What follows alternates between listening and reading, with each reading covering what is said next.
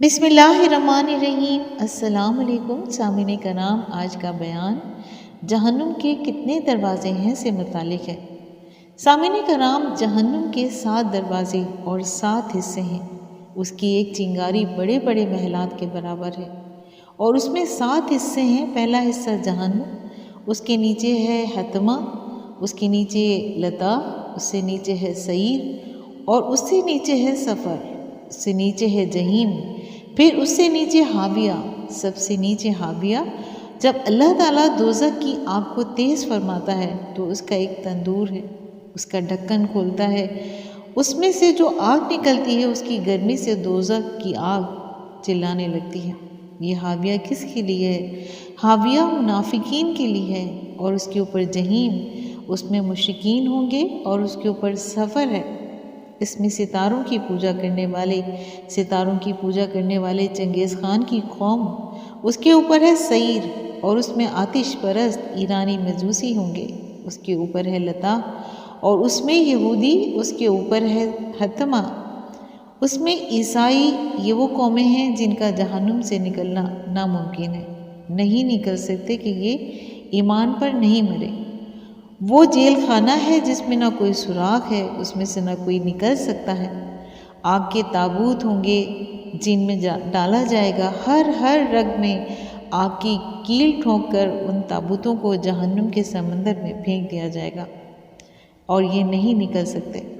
حضرت آدم علیہ السلام کی امت سے لے کر حضرت محمد مصطفیٰ صلی اللہ علیہ وآلہ وسلم کی امت تک جتنے اہل ایمان کبیرہ گناہ کرتے مر گئے، توبہ نہیں کی، تو اس کے لیے جہنم کا قید خانہ ہے۔ سامعین کرام، اس میں ہر آدمی اپنے اپنے گناہ کے مطابق رہے گا، کوئی غوطہ کھاتے ہی نکال لیا جائے گا اور کوئی ہزاروں سال اس میں پڑا رہے گا۔ ہم دنیا کی آگ سے بچنے کے لیے کتنی پیش بندی کرتے ہیں، اس آگ سے بچنے کے لیے بھی کبھی سوچا ہے؟ اس گھر کو ٹھنڈا کرنے کے لیے امیروں نے ایئر کنڈیشنر لگا لیے، غریبوں نے پنکھے لگا لیے۔ کبھی سوچا ہے کہ قبر کو روشن کرنے کے لیے ہم نے کیا سوچا ہے؟ یہاں کے گھر روشن کرنے کے لیے بڑے بڑے فانوس لٹکا لیے، غریب آدمی نے 60 کی پاور کا بلب لگایا ہے۔ میری قبر روشن ہو جائے، اس کے لیے ہمیں کتنا زور لگانا ہوگا؟ کوئی پیش رفت کی ہے؟ سامعین کرام، اہل جنت سے اللہ کا سوال بھی ملاحظہ کیجیے۔ اللہ جنت والوں سے پوچھے گا یا اہل الجنہ، دوزخ والوں سے کہے گا یا اہل النار، وہ سر اٹھائیں گے۔ اللہ جنت والوں سے پوچھے گا کم لبثتم فی الارض عدد سنین یوما او بعد یوم نیما ما تجرتم فی یوم او بعد یوم برحمتی وکرامتی وجنتی، یعنی دنیا میں کتنا رہ کے آئے، کہیں گے کہ یا اللہ ایک دن یا آدھا دن، 60 سال، 70 سال، 1000 سال نہیں۔ اے اللہ آدھا دن اچھا، واہ بھئی واہ، تم نے بڑا کھرا سودا کیا، تم نے آدھے دن کی تکلیف کو برداشت کر کے میری جنت کو لے لیا، میری رحمت کو لے لیا، میری مہمان نوازی کو لے لیا۔ جاؤ اور مزے کرو، اور تیرے پیچھے نہ موت آئے گی اور نہ بڑھاپا، نہ غم آئے گا، نہ پریشانی آئے گی، نہ کوئی دکھ آئے گا، تجھے آزادی مل گئی۔ کہتے ہیں کہ اگر قیامت کے دن موت ہوتی تو یہ مر جاتے خوشی سے۔ سامعین کرام، اہل جہنم سے اللہ کو سوال بھی ملاحظہ کیجیے۔ پھر جہنم والوں سے پوچھا جائے گا، وہ کہیں گے کہ اے اللہ ایک دن یا آدھا دن، تو اللہ تعالیٰ فرمائیں گے کہ اے بندو، اے عورتوں، اے مردوں، کتنا تم کھوٹا سودا کر کے آئے ہو، کتنا غلط سودا کر کے آئے ہو۔ صرف 4 دن کے ناچ کود کی خاطر تم نے میرے غضب کو، میری آگ کو، میری جہنم کو خریدا۔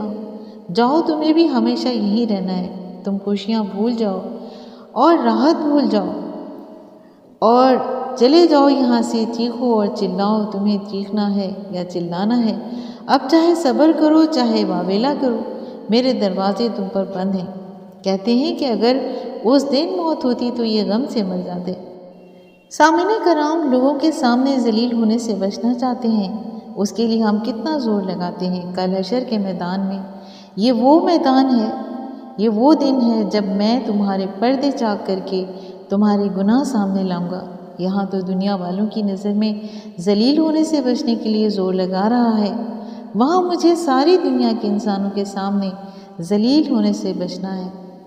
مجھے ہی کچھ کرنا ہے، میں ہی کروں گا تو ہر مسئلہ میرا حل ہوگا۔ یہاں پردے رکھوں گا، وہاں چاک کروں گا، یہاں کے عذاب ہم نہیں سہ سکتے، وہاں کے عذاب کہاں سہ سکتے ہیں، جہاں موت ہی ختم ہو جائے گی۔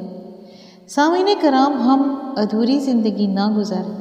یہ شہر چھوٹ جائے گا، یہ گاؤں چھوٹ جائے گا، آخرت چھوٹنے والا گھر نہیں۔ ہم یہاں کیسے خوبصورت گھر بنا کے بیٹھے ہیں، اللہ آپ کو نصیب کرے، لیکن مشکل یہ ہے کہ یہ چھوٹ جائیں گے، یہ یہیں رہیں گے، ان کو چھوڑ کر جانا ہے۔ اس سے عالی شان جہاں اللہ نے آگے بنایا ہے، یہ گھر تو بنا ہی رہے گا۔ یہ گارے مٹی کا گھر چھوٹی چھوٹی ٹائل لگا کر اس کے حسن کو بنایا، لیکن یہ بننے ہی زوال پذیر ہوتا ہے۔ محمود غزنوی دنیا کا نمبر 2 فاتح ہے۔ فاتح اول چنگیز خان ہے جس نے سب سے زیادہ دنیا فتح کی۔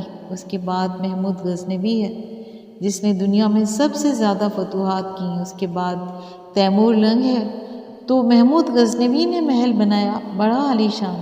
اس شہر کا تاجر تو چند کروڑ اور چند ارب کے دائرے میں ہی گھوم رہا ہوگا۔ وہ محمود غزنوی ہے جس کے سامنے خزانے سمٹ چکے ہیں۔ محل بنایا بڑا خوبصورت عالی شان۔ ابھی شہزادہ تھا، باپ زندہ تھا، تو باپ کو کہا کہ ابا جان، میں نے گھر بنایا ہے، ذرا آپ معائنہ فرمائیں۔ سامعین کرام، ان کے والد سبتگین بہت نیک سپاہی تھے، اللہ نے بادشاہ بنا دیا تھا، اوقات یاد تھی۔ وہ آئے اور محل کو دیکھا، حسن و جمال، نقش و نگار، نمونہ، لیکن ایک لفظ نہیں کہا کہ کیسا خوبصورت ہے، کیسا عالی شان ہے۔ محمود غزنوی دل میں بڑے غصے میں تھے کہ میرا باپ کیسا بد ذوق ہے۔ ایک لفظ بھی داد میں نہیں کہا کہ ہاں بھئی اچھا ہے، بلکہ اپنا خنجر کو نکالا اور دیوار پر ایسی زور سے مارا کہ دیوار پر جو نقش و نگار تھے وہ سارے ٹوٹ گئے۔ کہنے لگے کہ بیٹا، تو نے ایسی چیز پر محنت کی ہے جو خنجر کی ایک نوک بھی برداشت نہیں کر سکی۔ تجھے مٹی اور گارے کو خوبصورت بنانے کے لیے اللہ نے نہیں پیدا کیا، اس دل کو بنانے کے لیے اللہ نے تجھے پیدا کیا ہے۔ اللہ نے اس آئندہ کل کو، حقیقی زندگی کو چھپا کے رکھا ہے۔ آدمی ملک چاہتا ہے، میرا بندہ مجھ سے صلح کر کے آ جا، تجھے ایسا ملک دوں گا جسے کوئی چھین نہ سکے گا، تجھے ایسی زندگی دوں گا کہ بڑھاپا نہیں آئے گا، تجھے زندگی دوں گا، ایسی زندگی جس میں موت نہیں ہوگی، ہمیشہ زندہ رہو گے، موت نہیں۔ اللہ تعالیٰ فرماتا ہے کہ میں تمہیں جنت کا ریشمی لباس پہناؤں گا۔ سامعین کرام، جس زندگی کو ہم یہاں تلاش کرتے ہیں یہ وہاں ہے۔ ہم چاہتے ہیں کہ ہمارا گھر عالی شان ہو، تو اللہ تعالیٰ نے کہا کہ یہ کیا گھر ہے جو کل کو مٹ جائے گا، ختم ہو جائے گا۔ آج تو میری مان لے، میں تیرے سارے ارمان پورے کر دوں گا اور تجھے تیری من چاہی زندگی دے دوں گا جو حقیقی ہوگی، نہ ختم ہونے والی۔ کسریٰ نے محل بنایا تھا، 40 مربع میل پھیلا ہوا تھا، اسے اس میں 10 سال بھی رہنا نصیب نہیں ہوا۔ اس کی آنکھوں کے سامنے اللہ نے اس کو ٹکڑے ٹکڑے کروا دیا۔ اللہ تعالیٰ فرماتے ہیں کہ تو میرے پاس آ تو دوں گا۔